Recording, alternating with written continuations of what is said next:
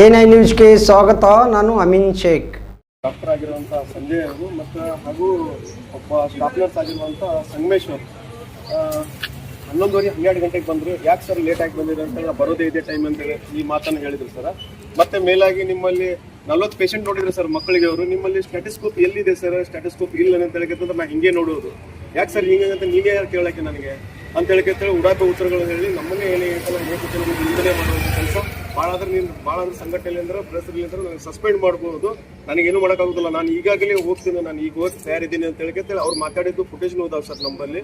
ಅದಕ್ಕಾಗಿ ನೀನೇನಪ್ಪ ದೇವ್ರೇನು ಅಂತ ಹೇಳಿದ್ರೆ ನಾವು ಕೇಳಿದಾಗ ಹೌದು ನಾನು ದೇವರೇ, ಮುಖ ನೋಡಿ ನಾನು ಟ್ರೀಟ್ಮೆಂಟ್ ಕೊಡ್ತೀನಿ, ಮುಖ ನೋಡಿ ನಾನು ಬರೀತೀನಿ ಅಂತ ಮಾತು ಉಡಾಪೆ ಉತ್ತರಗಳು ಹೇಳ್ತಾರೆ ಸರ್. ದಯವಿಟ್ಟು ಅವ್ರಿಗೆ ಏನೈತಿಲ್ಲ ಅವ್ರ ನೌಕರಿಯಿಂದ ವಜಾ ಮಾಡಿ ಅಲ್ಲಿ ಒಳ್ಳೆ ಡಾಕ್ಟರ್ ಆಗಬೇಕು. ವಿಶ್ವಗುರು ಅಣ್ಣ ಬಸವಣ್ಣವ್ರ ನಾಡ, ಅದು ಶಾಂತಿ ಪ್ರಿಯರ ನಾಡ, ಒಂದು ಊರಿನ ಬಸವಣ್ಣವ್ರ ನಾಡು ಇರೋದ್ರಿಂದ ಅಲ್ಲಿ ಹೆಸರು ಭಾಳ ಒಳ್ಳೆ ಹೆಸರಿದೆ ಸರ್ ಆ ಊರಿಗೆ. ಅದಕ್ಕಾಗಿ ಇಂಥ ಚಿಕ್ಕ ಮಕ್ಕಳ ಡಾಕ್ಟರ್ಗಳನ್ನ ಅಲ್ಲಿ ಬೇಡ. 3 ವರ್ಷದ ಕೃಷಿಗೆ ಏನೈತಿಲ್ಲ ನೋಡ್ದೇನೆ ಏನೈತಿಲ್ಲ ಇಂಜೆಕ್ಷನ್ ಮಾಡಿ ಅಂತ ಹೇಳ್ತಿದ್ದೆ ಬರೀತಾರೆ. ಇದು ಒಂದು ನೋವಿನ ಸಂಗತಿ ಸರ್. ಜ್ವರದಲ್ಲಿ ಇಂಜೆಕ್ಷನ್ ಮಾಡಿದ್ರೆ ಮಕ್ಕಳು ಸಾಯುವಂಥ ಸ್ಥಿತಿ ಒಳಗಿರ್ತದೆ ಸರ್. ಭಾಳ ನೆಗ್ಲೆಕ್ಟ್ ಮಾಡ್ತಾ ಇದ್ದಾರೆ ಸರ್. ಅವ್ರು ಬರೋದು 11:30 12 ಗಂಟೆಗೆ, ಹೋಗೋದು 2 ಗಂಟೆ 3 ಗಂಟೆಗೆ ಹೋಗ್ಬಿಡ್ತಾರೆ ಸರ್. ಅದಕ್ಕೆ ಹೀಗಾಗಿ ಅದಕ್ಕೆ ನಮಗೊಂದು ತೊಂದರೆ ಆಗ್ತಾ ಇದೆ ಸರ್. ಇವ್ರನ್ನ ಅಮಾನತು ಮಾಡಿ ಕಾನೂನು ಕ್ರಮ ಭಾರತೀಯ ಧಾರಾವಿಡ ದಲಿತ ಸೇನೆ ಮೂಲ ನಿವಾಸಿ ಸಂಘಟನೆ ನಾವು ಮನವಿ ಕೊಡ್ತಾ ಇದ್ದೀವಿ ಸರ್. ಈ ಮನವಿಯನ್ನ ಟೈಪ್ ಚಿಕಿತ್ಸೆಯನ್ನು ಕೊಡ್ತಾರೆ ಅಂತ ಹೇಳಿ ನೋಡ್ಕೊತಿದ್ದಾಗ ಅಲ್ಲಿ 40 ಪೇಷಂಟ್ಗಳನ್ನು ನೋಡುವಾಗ, ಚಿಕ್ಕ ಮಕ್ಕಳಿಗೆ 40 ಪೇಷಂಟ್ ನೋಡುವಾಗ ಅವರಲ್ಲಿ ಸ್ಟೆಟಸ್ಕೋಪ್ ಇದ್ದಿದ್ದಿಲ್ಲ ಸರ್. ನಿಮ್ ಸ್ಟೆಟಸ್ಕೋಪ್ ಎಲ್ಲಿ ಅಂತ ಹೇಳಿದಾಗ ನೀವೇನು ದೇವರು ಅಂತ ಹೇಳಿದಾಗ ಹೌದು ನಾನು ದೇವರು, ಹೌದು ನಾನು ದೇವರು, ಹೌದು ನಾನು ದೇವರು ಅಂತ ಹೇಳಿದ್ರೆ 3-4 ಸರ್ತೆ ತಮ್ಮ ವಿಕೃತಿ ದರ್ಪವನ್ನ ಮೆರಿತಾರೆ. ನನಗೆ ಯಾರು ಕೇಳ್ತಾರೆ, ನನಗೆ ಯಾರು ಹೇಳ್ತಾರೆ, ನಾ ಭಾಳ ಆದ್ರೆ ನೀನು ಟ್ರಾನ್ಸ್ಫರ್ ಮಾಡಿಸ್ಬೋದು, ನನಗೆ ಇನ್ನೊಂದು ಭಾಳ ಆದ್ರೆ ಇನ್ನೊಂದು ಹಾಸ್ಪಿಟಲ್ಗೆ ಅಂತ ಹೇಳಿ ಈಗ ಸದ್ಯ ಮಾಡಿಸ್, ನನಗೆ ನಾನೇನು ಭಯ ಪಡೋದಿಲ್ಲ ಅನ್ನುವಂತ ಉಡಾಪೆ ಉತ್ತರಗಳನ್ನು ಕೊಡ್ತಾರೆ ಸರ್. ಅದಕ್ಕಾಗಿ ಇಂಥ ಡಾಕ್ಟರ್ಗಳ ನಮ್ಮ ಬಸವನ ಬಾಗೇಡಿ ತಾಲೂಕು ಆಸ್ಪತ್ರೆಗೆ ಚಿಕ್ಕ ಮಕ್ಕಳ ಡಾಕ್ಟರ್ ಬೇಡ. ಅದಕ್ಕಾಗಿ ಅವ್ರ ಮೇಲೆ ಏನಿಲ್ಲ ಶೀಘ್ರವಾಗಿ ಕಾನೂನು ಕ್ರಮ ಜರುಗಿಸಿ ಅವರಿಗೆ ನೌಕರಿಯಿಂದ ಅಮಾನತ್ ಮಾಡಬೇಕು. ನಾವು ಟ್ರಾನ್ಸ್ಫರ್ ಮಾಡಿದ್ರೆ ಮತ್ತೆ ಏನೈತಿಲ್ಲ ತಮ್ಮ ಆಫೀಸ್ ಕಚೇರಿಗಳ ಮುಂದೆ ಉಗ್ರವಾದ ಧರಣಿ ಹಮ್ಕೋಬೇಕಾಗ್ತೈತೆ.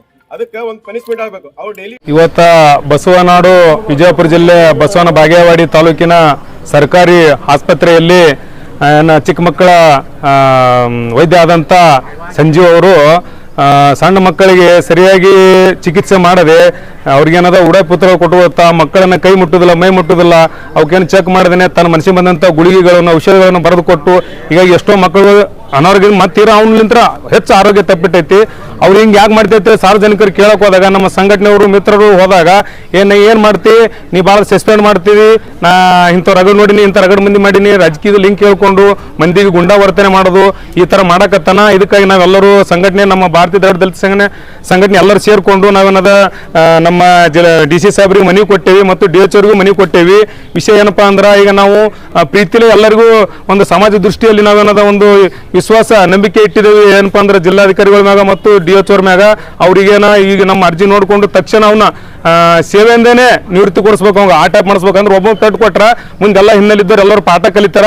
ಅದಕ್ಕಾಗಿ ನಾವು ಹೇಳ್ತೀನಿ, ತಾವು ದಯಮಾಡಿ ನಮಗೇನ ಮುಂದೆ ಉಗ್ರವಾದ ಹೋರಾಟ ಮಾಡ್ತಕ್ಕಂಥ ಕೆಲಸನ ಹಚ್ಚಬಾರ್ದು. ಅದಕ್ಕಾಗಿ ತಮ್ಗೆಲ್ಲರಿಗೂ ನಾನು ವಿನಂತಿಯಿಂದ ಕೇಳ್ಕೊತೀನಿ, ಜಿಲ್ಲಾಧ್ಯಕ್ಷರಾಗಿ ನಮ್ಮ ಬಸವನಬಾಗೇವಾಡಿ ತಾಲೂಕದಲ್ಲಿ ಬರ್ತಕ್ಕಂಥ ಆ ಆಸ್ಪತ್ರೆಯಲ್ಲಿ ಇರ್ತಕ್ಕಂಥ ಸಂಜೀವನನ್ನ ಪೂರ್ತ ಸೇವೆಯಿಂದ ವಜಾ ಮಾಡಬೇಕು. ಒಂದು ವೇಳೆ ಮಾಡದಿದ್ದಲ್ಲಿ ನಾವು ಇಡೀ ವಿಜಯಪುರ ಮೊದಲು ಬಾಗೇವಾಡಿ ಮಾಡ್ತೇವೆ ಉಗ್ರವಾದ ಹೋರಾಟ, ಇಲ್ಲಿಕಪ್ಪ ಜಿಲ್ಲಾದಂತ ರಾಜ್ಯದಂತ ಮಾಡ್ಬೇಕಾಗಂತೇಳಿ ನಾನು 2 ಮಾತುಗಳನ್ನು ಹೇಳ್ತೀನಿ. ನನ್ನ ಹೆಸರು ಸೋಮೋಟಿ ಅಂತ, ಜಿಲ್ಲಾಧ್ಯಕ್ಷರೇ ವಿಜಯಪುರ ಭಾರತೀಯ ದ್ರಾವಿಡ ದಲಿತ ಸೇನೆ. ಎಲ್ಲರಿಗೂ ಕ್ರಾಂತಿಕಾರಿ ಜೈ ಭೀಮ್. ಇವತ್ತು ನಾವು ಮಾನ್ಯ ಜಿಲ್ಲಾಧಿಕಾರಿಗಳಿಗೆ ನಮ್ಮ ಭಾರತೀಯ ದ್ರಾವಿಡ ದಲಿತ ಸೇನಾ ವಿಜಯಪುರ ಜಿಲ್ಲಾ ಘಟಕದಿಂದ ಒಂದು ಮನವಿಯನ್ನು ಕೊಡೋದಕ್ಕೆ ಬಂದಿದ್ದೀವಿ. ವಿಷಯ ಏನಪ್ಪ ಅಂತಂದ್ರೆ, ಬಸವನ ಬಾಗೇವಾಡಿ ತಾಲೂಕು ಸರ್ಕಾರಿ ಆಸ್ಪತ್ರೆಯಲ್ಲಿ ಚಿಕ್ಕ ಮಕ್ಕಳ ಒಬ್ಬ ವೈದ್ಯ ಇದ್ದಾನೆ. ಅವನೇನು ಮಾಡ್ತಾನಪ್ಪ ಅಂತಂದ್ರೆ, ಅಲ್ಲಿ ಬರ್ತಕ್ಕಂಥ ಚಿಕ್ಕ ಮಕ್ಕಳು ಆರೋಗ್ಯ ದೃಷ್ಟಿಯಿಂದ ಅಲ್ಲಿ ಆಸ್ಪತ್ರೆಗೆ ಬಂದಾಗ ಅವರಿಗೆ ಸರಿಯಾದ ರೀತಿಯನ್ನು ಸ್ಪಂದಿಸದೆ, ಸ್ಟೆಥೋಸ್ಕೋಪ್ ಹಾಕದೆ ಅವರ ಒಂದು ಆರೋಗ್ಯ ತಪಾಸಣೆ ಮಾಡುವುದು ಮತ್ತು ಅವ್ರಿಗೆ ಸರಿಯಾಗಿ ಚೆಕಪ್ ಮಾಡದೆ ಅವರಿಗೆ ಒಂದು ಗುಳಿಗೆ ಔಷಧಗಳನ್ನು ಬರೆದು ಕೊಡುವುದು, ಈ ರೀತಿ ಮಾಡುತ್ತಾನೆ. ಅಲ್ಲಿ ಸಾರ್ವಜನಿಕರು, ಸರ್ ನೀವು ಸ್ಟೆಥೋಸ್ಕೋಪ್ ಹಾಕಂಗಿಲ್ಲ ಮತ್ತು ಮಕ್ಕಳಿಗೆ ತಪಾಸಣೆ ಮಾಡಲ್ಲ, ನೀವು ಯಾಕೆ ಈ ಥರ ಮಾಡ್ತೀರ ಅಂತ ಕೇಳಿದಾಗ ಇದು ನನ್ನ ಆಸ್ಪತ್ರೆ, ಏನು ಬೇಕಾದ್ರೂ ಮಾಡ್ತೀನಿ, ಅದನ್ನು ಕೇಳೋಕ್ಕೆ ನೀವ್ಯಾರು ಅಂತ ಉಡಾಪೆ ಉತ್ತರ ಕೊಡ್ತಾನೆ.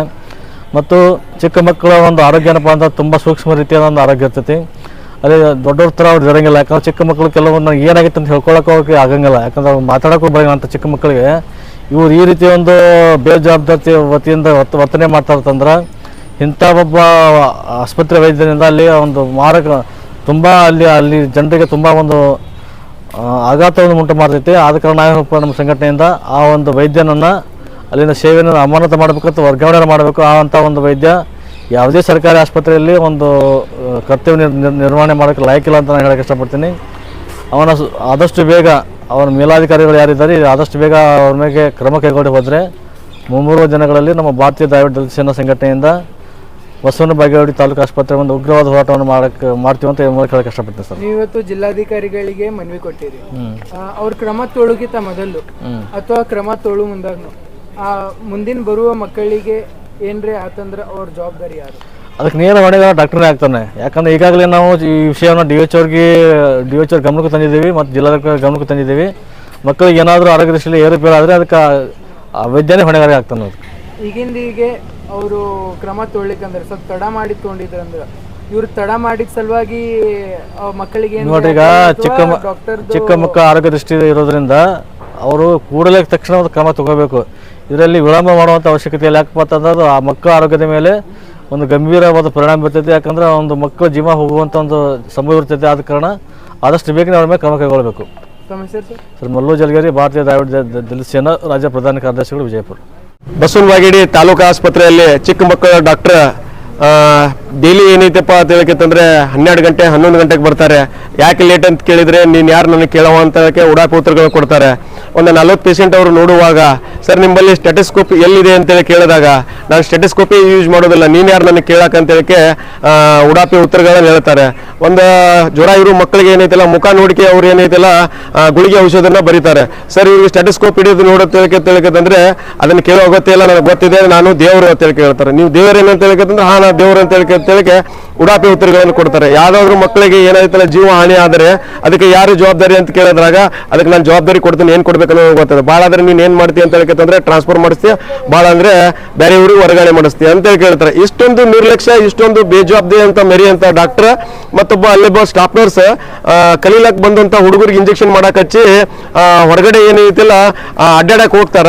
ಅದಕ್ಕಾಗಿ ಒಬ್ಬ ಡಾಕ್ಟರ್ ಒಬ್ಬ ಸ್ಟಾಫ್ ನರ್ಸ್ ಅದಕ್ಕೆ ಏನೈತಿಲ್ಲ ಬೇಜವಾಬ್ದಾರಿ ವಿಕೃತಿ ಮೆರಿತಾ ಇದ್ದಾರೆ ಬಸವನ ಬಾಗೇವಾಡಿಯಲ್ಲಿ. ಅದಕ್ಕಾಗಿ ಮಾನ್ಯ ಜಿಲ್ಲಾಧಿಕಾರಿಗಳಿಗೆ ನಾವು ಭಾರತೀಯ ದ್ರಾವಿಡ ದಲಿತ ಸೇನೆ ಮೂಲ ನಿವಾಸಿ ಸಂಘಟನೆ ವತಿಯಿಂದ ನಾನು ಇವತ್ತೇನೈತಿಲ್ಲ ಜಿಲ್ಲಾಧಿಕಾರಿಗಳಿಗೆ ಮನವಿ ಕೊಟ್ಟಿದ್ದೆ. ಈ ಮನವಿ ಉದ್ದೇಶ ಇಷ್ಟೇ, ವಿಶ್ವಗುರು ಅಣ್ಣ ಬಸವಣ್ಣವರ ನಾಡಲ್ಲಿ ಇಂಥ ಬೇಜವಾಬ್ದಾರಿ ನಿರ್ಲಕ್ಷ್ಯ ಡಾಕ್ಟರ್ಗಳನ್ನು ನಮಗೆ ಬೇಡ. ಇಂಥ ಡಾಕ್ಟರ್ಗಳನ್ನ ಏನೈತಿಲ್ಲ ಕಾನೂನು ರೀತಿ ಇವರಿಗೆ ಅಮಾನತ್ ಮಾಡಿ ಇವರಿಗೆ ಶಿಕ್ಷೆಗೆ ಗುರಿ ಒಳಪಡಿಸಿ ಏನೈತಿಲ್ಲ ಅಲ್ಲಿ ಒಳ್ಳೆ ಡಾಕ್ಟರ್ಗಳನ್ನ ಕೊಡಬೇಕಂತ ಹೇಳಿಕತ್ತೆ ಮಾನ್ಯ ಜಿಲ್ಲಾಧಿಕಾರಿಗಳಿಗೆ ಹಾಗೂ DH ಅವರಿಗೆ ನಾವು ನಮ್ಮ ಸಂಘಟನೆ ಮುಖಾಂತರ ಮನವಿ ಮುಖಾಂತರ ಅವ್ರಿಗೆ ಮನವಿಯನ್ನ ಮಾಡ್ಕೋತಾ ಇದ್ದೀವಿ. ಸರ್ ನಿಮ್ ಕಡೆ ಏನ್ರಿ ಪ್ರೂಫ್ ಇದೆಯಾ? ಹಾ ಡಾಕ್ಟರ್ ಏನೈತಲ್ಲ ನೀನು ದೇವ್ರ ಅಂತ ಕೇಳಿದಾಗ ಹಾ ಹೌದು ನಾನು ದೇವರು, ಹೌದು ನಾನು ದೇವರು ಅಂತ ಹೇಳಿ 3-4 ಸರ್ತಿ ನಮ್ಮ ಜೊತೆ ಮಾತಾಡುವಾಗ ಏನೈತಲ್ಲ ಅವ್ರು ಮಾತಾಡುವಂತ ಇಡುವೆ ಇದೆ. ಆ ಚಿಕ್ಕ ಮಕ್ಕಳಿಗೆ ಏನೈತಲ್ಲ ನೋಡದೆ ಬರ್ದಾಗ ಆ ಇಂಜೆಕ್ಷನ್ ಮಾಡಿದಂತ ಇಂಜೆಕ್ಷನ್ ಇಡುವೆ ಕೂಡ ನಮ್ಮಲ್ಲಿ ಇದೆ. ಆ ಇಡುವೆ ಏನೈತಲ್ಲ ನಾನು ನಿಮಗೆ ಒದಗಿಸ್ತೇನೆ. ಆ ಡಾಕ್ಟರ್ ಏನಪ್ಪಾ ಅಂತ ಹೇಳಿಕಂದ್ರೆ ನೀನ್ ಯಾರು ನನಗೆ ಕೇಳುವ ಅಂತ ಹೇಳಿಕೆ ಉಡಾಪಿ ಉತ್ತರಗೊಳ್ತಾನೆ. ಒಬ್ಬ ಹೋರಾಟಗಾರ, ಒಬ್ಬ ಸಂಘಟನೆದ ಒಬ್ಬ ಮಾಧ್ಯಮ ಬಂದು ಕೇಳಿದ್ರು ಕೂಡ ಏನೈತಲ್ಲ ನೀನ್ ಏನ್ ಮಾಡ್ಕೋತೀಯ ಮಾಡ್ಕೋ ಅಂತ ಹೇಳಿ ಉಡಾಪಿ ಉತ್ತರಗಳನ್ನ ಹೇಳ್ತಾರೆ. ಈಗ ನೀವು ಮನವಿ ಕೊಟ್ಟಿರಿ, ಅವರು ಡಾಕ್ಟರ್ ಹಿಂಗೆ ಮಾಡ್ತಾರೆ, ಅವ್ರ ಮೇಲೆ ಕ್ರಮ ಅನ್ಲಿಕ್ಕಂದ್ರೆ ಅವ್ರ ಮೇಲೆ ಕ್ರಮ ಅನ್ಲಿಕ್ಕಂದ್ರೆ ನಿಮ್ ಮುಂದಿನ ನಡೆ ಏನು? ಅವ್ರ ಕಾನೂನು ರೀತಿ ಕ್ರಮ ಜಿಲ್ಲಾಧಿಕಾರಿಗಳು DHಗಳು ಅವ್ರ ಮೇಲೆ ಕಾನೂನು ರೀತಿ ಕ್ರಮ ಜರುಗಿಸ್ತಿದೆ ಇದ್ರೆ ಅವ್ರಿಗೆ ಅಮಾನತ್ ಮಾಡಬೇಕು, ಟ್ರಾನ್ಸ್ಫರ್ ಅಲ್ಲ. ಎಲ್ಲರಿಗೆ ಏನಾಗ್ಬಿಟ್ಟಿದೆ ಭಾಳ ಆದ್ರೆ ಈ ಊರು ಬಿಟ್ಟು ಇನ್ನೊಂದು ಊರಿಗೆ ನಾವು ಟ್ರಾನ್ಸ್ಫರ್ ಮಾಡ್ಕೊಂಡು ಹೋಗ್ತೀನಿ ಅಂತ ಹೇಳ್ಕಂತ ಒಂದು ಸರ್ವೇ ಸಾಮಾನ್ಯ ಮಾತು ಹೇಳ್ತಾರೆ.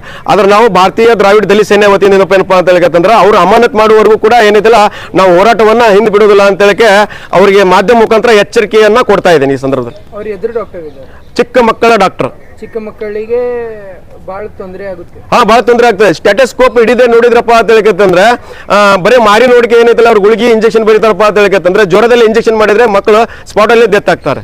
ಇದು ಎಲ್ಲರಿಗೂ ಗೊತ್ತಿರುವಂತ ವಿಷಯ. ನಾನು ಏನಾದ್ರೂ ಮಾಡ್ತೀನಿ ನೀನು ಏನಂತ ಕೇಳ್ತೀಯ ಅಂತ ಹೇಳ್ತಾರ ಅವ್ರು. ನನ್ನ ಹೆಸರು ಖಾಜಂಬರ್ ನದಾಫ್ ಅಂತ ಹೇಳಿಕೆ ಭಾರತೀಯ ದ್ರಾವಿಡ ದಲಿತ ಸೇನೆ ರಾಜ್ಯ ಯುವ ಘಟಕ ಅಧ್ಯಕ್ಷರು ಖಾಜಂಬರ್ ನದಾಫ್.